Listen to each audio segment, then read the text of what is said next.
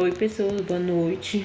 É 1h da manhã, os meninos estão dormindo e já é 1h39 e não tô conseguindo dormir.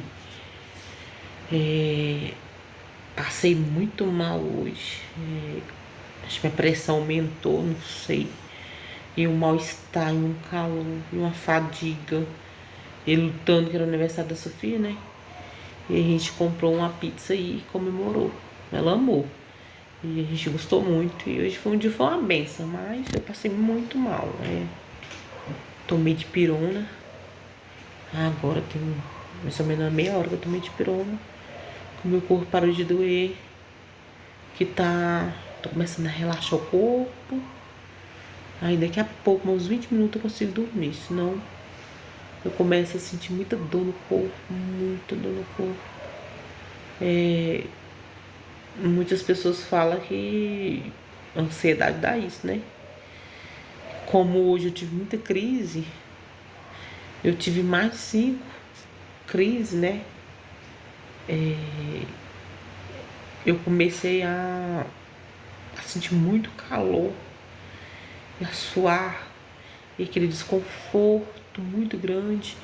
E eu tive que sair, e não queria sair, eu fui obrigada a sair. Hoje não era pra eu ter saído, mas fui obrigada a sair. Aí eu saí, aí fui resolver algumas coisas, porque eu não podia deixar pra lá. Eu acho que isso, por eu já não estar muito bem, eu acho que isso piorou as crises. Hoje foi um dia assim. Graças a Deus, minha filha fez 9 anos. Foi tudo bem, consegui, né? Comemorar o aniversário dela e tudo, mas foi muito difícil. A parte ruim do, do autismo e das suas dificuldades é isso. Tem dia que eu consigo de boa, faço coisas até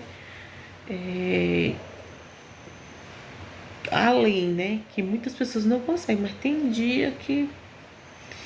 E aí meu corpo dói, eu sinto muita dor de cabeça, meu estômago embrulha, eu não consigo comer, eu não consigo ficar conversando muito. Essas partes que é a parte desagradável, né? E o autismo,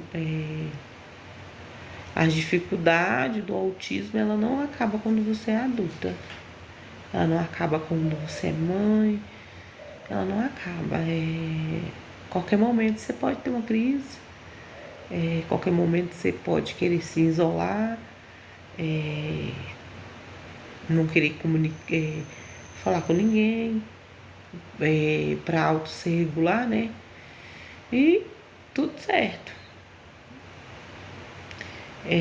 Seletividade alimentar adulto também tem.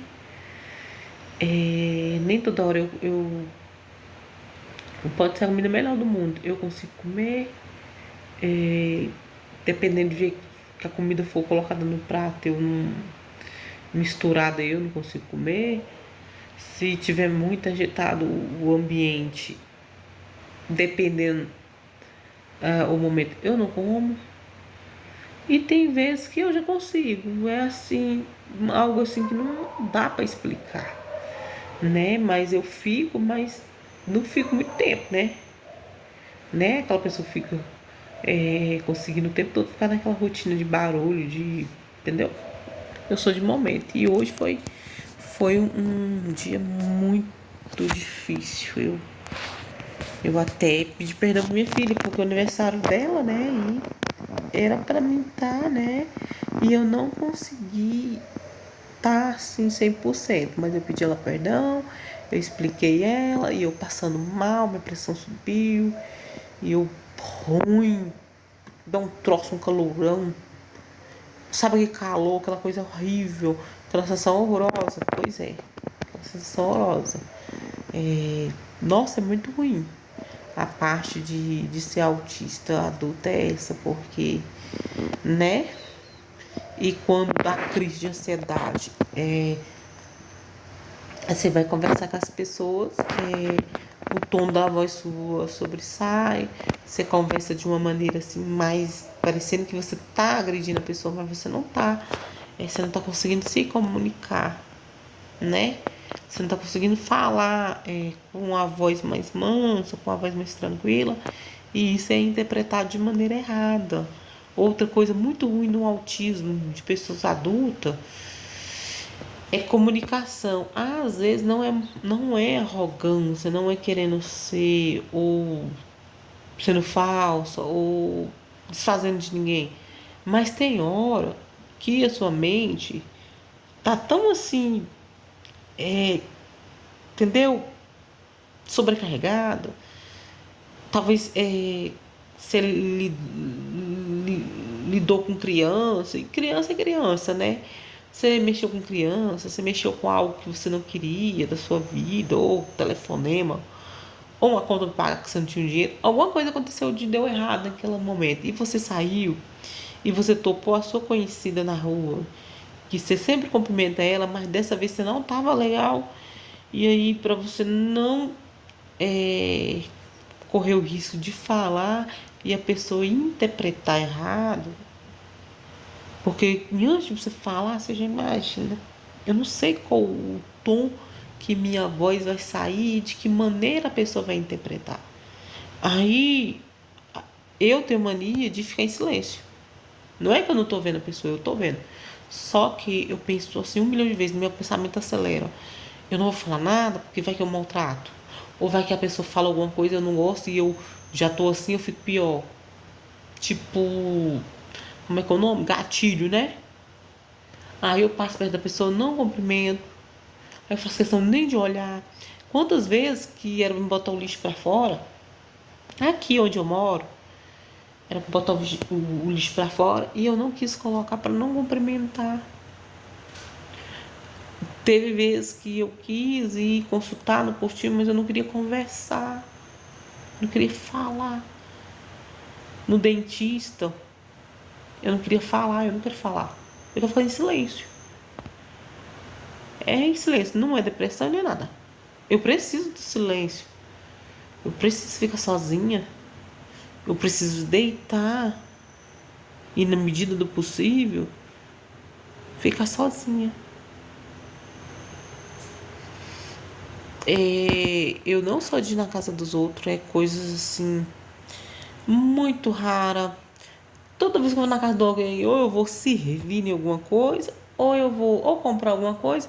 Minha vizinha vende sabão. Ela tem bazar, ela tem sabão, ela vende tudo, ela vende. Tudo quanto há que ser. Ela é uma pessoa vendedora. E eu vou na casa dela para resolver alguma coisa. Ou eu compro sabão, ou comprar pano de prato, alguma coisa. Sempre eu gosto de comprar sabão na mão dela. E ela também vende tempero, né? E o tempero dela é bem grande e bem mais barato do que o do mercado e mais puro e melhor, né? Então eu compro dela. Entendeu? Assim, ou pega alguma informação que quando eu mando no zap, ela não responde e eu preciso de uma informação, ou eu sirvo ela. Então eu sou assim. Eu não sou de ir na casa dos outros e não sou de ficar molando ninguém, não sou de receber visita e minha vida é essa. Porque eu acho que a casa da gente é um lugar sagrado, né? E ainda mais que eu eu sou associável, mas dependendo do assunto, eu não sei disfarçar, entendeu? Eu não consigo, entendeu? Tá falando a mesma coisa, coisa que não se torna até uma pessoa assim egoísta, né? Mas eu não consigo, entendeu? Eu já fui interpretada de várias maneiras, mas infelizmente eu sou assim. Não queria ser, mas sou. E já sofri muito por isso. Hoje eu não tô mais sofrendo, porque eu me aceitei, né? Eu descobri que eu tinha.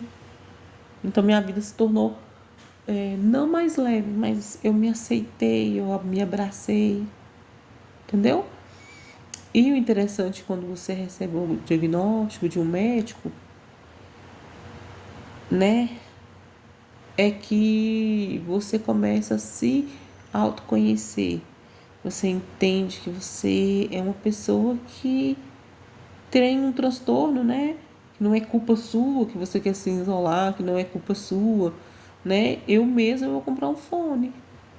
Vou comprar um fone, eu tô com 37 anos e eu vou usar fone, porque eu não aguento, eu não tô aguentando no barulho. É tipo assim, eu vou na rua, né? Sempre é de coletivo. Aí na hora de ir, por mais que é de manhã, que é a parte pior, pra mim é de manhã, né? Por mais que é de manhã, eu consigo, de boa. Mas na hora de vir, eu começo. E eu passo mal, por conta do barulho, o cheiro do ambiente. E o povo conversa, e o povo conversa. E umas conversas que, meu Deus do céu, eu não sei por que tanto barulho. E junta o barulho do motor do ônibus. E junta o barulho dos outros carros, gente. Gente, e aí tem uns cidadãos, eu não sei por qual motivo, vai ouvir celular, vídeo, gente, sem fone. E o povo conversa e um em cima do outro. E isso tá me fazendo um mal tão grande. Toda vez que eu saio, eu volto mal para casa. Eu volto passando mal, eu volto em crise, eu fico péssima. E eu descobri que eu vou ter que usar fone. Eu vou usar. Eu tinha, mas aí o meu fone é aquele que dava para conectar no celular, né? Acho que é isso que fala. Não é eu tinha, quem tinha eram os meninos. Aí quebraram.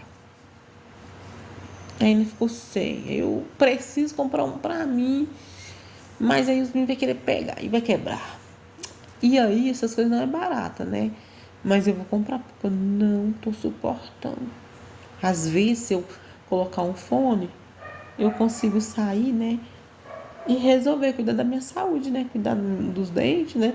Da minha saúde, consultar, né? Que eu preciso consultar, né? Para tratar do rins, né? Que direto eu tô tendo infecção e só pro rins e dá uma cólica insuportável. Parece que tá pegando o seu rins assim com a mão. A sensação é essa, que tá amassando o seu rins.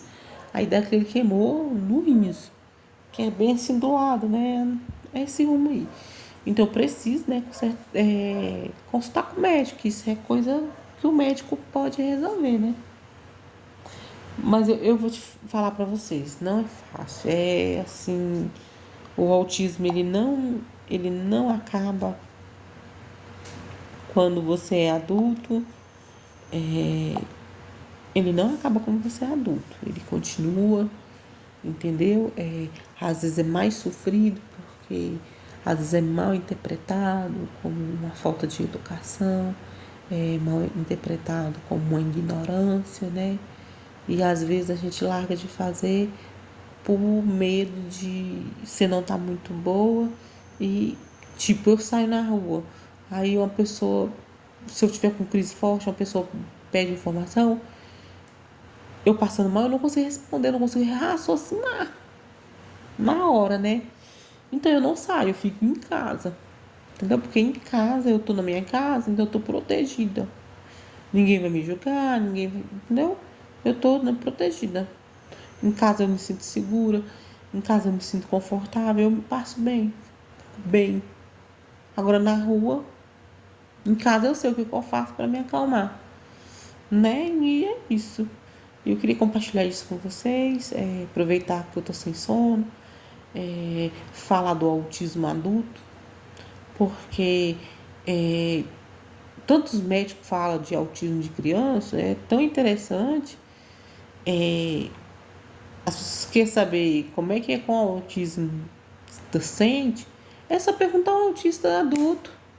Ele vai te falar qual é a sensação. Porque é as mesmas. A diferença é que o cérebro da gente é já maduro, a gente já viveu o processo, que a criança não viveu. Mas não muda muita coisa, não muda, só a consciência, né? Que quando é criança, a criança não tem consciência. E você, quando você é adulto, você tem consciência. é, talvez já passou por aquela situação. É, você sabe se cuidar melhor. E uma criança não, né? A diferença é essa, mais sobre seletividade alimentar. Vou falar sobre seletividade alimentar. O que acontece com o autista quer comer a mesma coisa.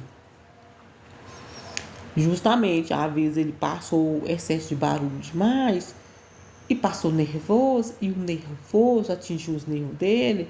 E quando a gente fica nervoso, o estômago da gente dói de nervoso, de ansiedade, a gente fica estressado, o estômago da gente dói, que nem água a gente consegue tomar, porque a gente tá agoniado. Excesso de barulho, excesso de informação, perguntação, conversação sem futuro. O que tem de você ficar conversando com uma criança autista, perguntando, sabe, enchendo o saco de uma criança autista, de uma pessoa autista? Larga a pessoa em paz. Outra criança autista tá rodando, deixa a criança rodar. Eu faço as minhas orações em círculo. Eu não rodo porque eu sou adulta, né? Mas eu observei que eu ando em círculo quando eu tô orando. E toda vez que eu tô orando, eu tô bem. Não é porque a gente só vai pra Deus quando você tá ruim, né? E eu sou bem assim, não sou diferente, não. Deixa a criança rodar em paz, deixa a criança, entendeu? Ponta do pé, sobre ponta do pé. Tudo bem, tem criança que só fica na ponta do pé, pode dar os seus problemas, mas tem criança que não, só fica na ponta do pé quando tá agitado. Eu fico na ponta do pé, entendeu? Porque é uma maneira de eu regular.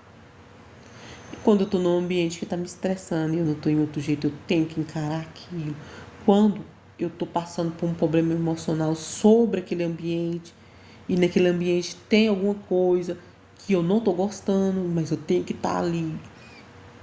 Entendeu? É isso. Às vezes a criança fica na ponta do pé porque tá na escola e não quer estar. Eu acredito, porque eu falo por mim, né? Nem todo autista é igual, mas eu falo por mim, que a pior fase da criança autista é a escola. É um sofrimento. A escola para criança autista é um sofrimento. Por qual motivo? A criança vai para a escola, muito barulho, muita agitação, muita falação. E no meio daquela falação, tem que responder as coisas à professora, tem que concentrar na tarefa. Nossa, é terrível.